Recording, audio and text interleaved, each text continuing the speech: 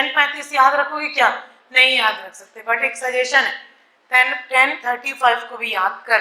ये एक कॉमन कैल्सी वाला क्वेश्चन है जो नॉन कैल्सी एग्जाम में पूछता, तो हम वैल्यू को लिखेंगे। ठीक, अब ये केस जो है इसमें पूरा का पूरा इनफाइनाइट कंडीशन को डाल दिया। ठीक, सबसे पहला क्या बोला कि एक इनफाइनाइट स्लोप है। संस्कार नींद आ रहा है, सामने बुला के बिठा दूंगी मैं, एक्टिव रहो क्लास में। ठीक, लिखो, पीछे में छुप छुप के जो तुम लोग सोते हो ना, वही चीज पेपर में आता है। ठीक, उसको बोलते हैं कर्मों का फल।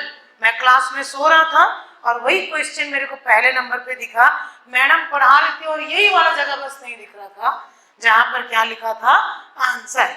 समझ में आ रहा है? एक्टिव रहा करो भाई क्लास में। ठीक, चलो अब देखते हैं क्वेश्चन में क्या बोलता है, एन इनफाइनाइटली लॉन्ग स्लोप। तो सबसे पहली चीज ये कैसा स्लोप है, इनफाइनाइट स्लोप। कैसा स्लोप है, इनफाइनाइट। जैसे ही आपको इनफाइनाइट दिया, आपको सारे फॉर्मूले पॉपअप होने चाहिए कि क्या क्या मैंने पढ़ाया और डेटा जो दिया है उसके हिसाब से।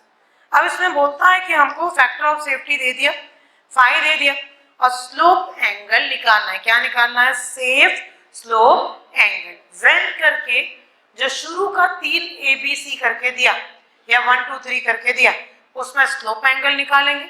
और जो लास्ट वाला है उसमें हमको स्लोप एंगल दे चुका है, निकालना क्या है, फैक्टर ऑफ सेफ्टी। 4 क्वेश्चन, शुरू के 3 में निकालना है बीटा की वैल्यू, और लास्ट में आपको बीटा की वैल्यू दिया, बीटा नहीं लिखा है, क्या लिखा है, आई। आई भी क्या है, स्लोप एंगल।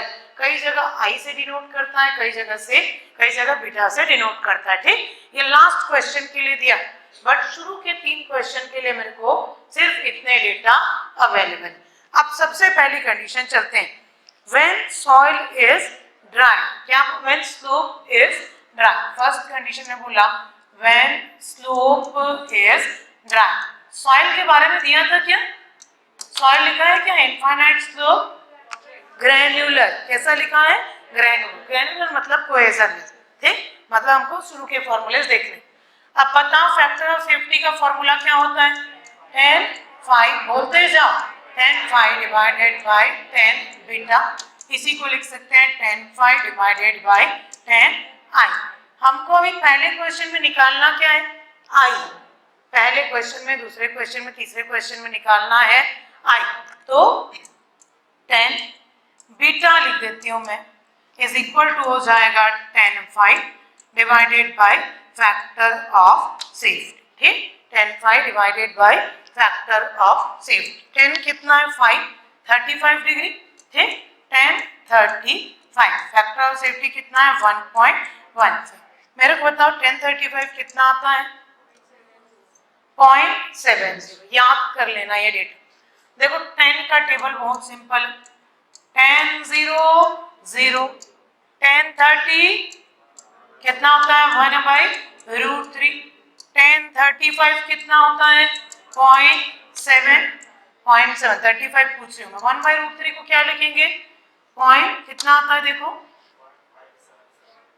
57। ठीक, 0.57 कितना आ गया, 0.7।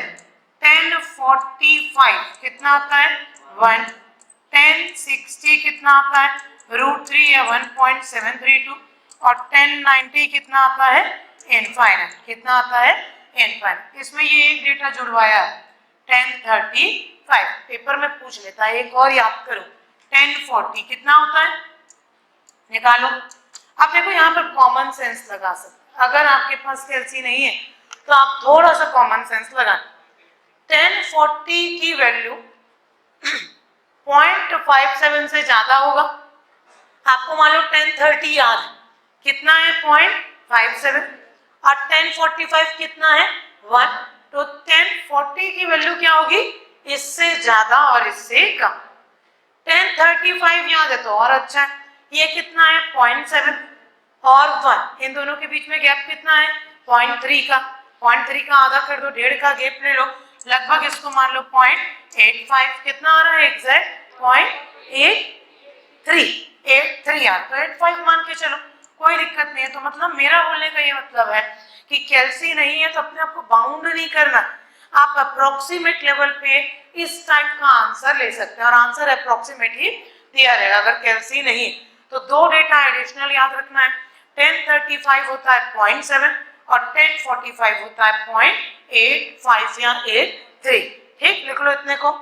अब मैं सब्स्टिट्यूट कर रही हूँ, सब्स्टिट्यूट जब करूं तो 10 beta is equal to 0.7 divided by 1.15। Beta की वैल्यू कितनी आ रही है?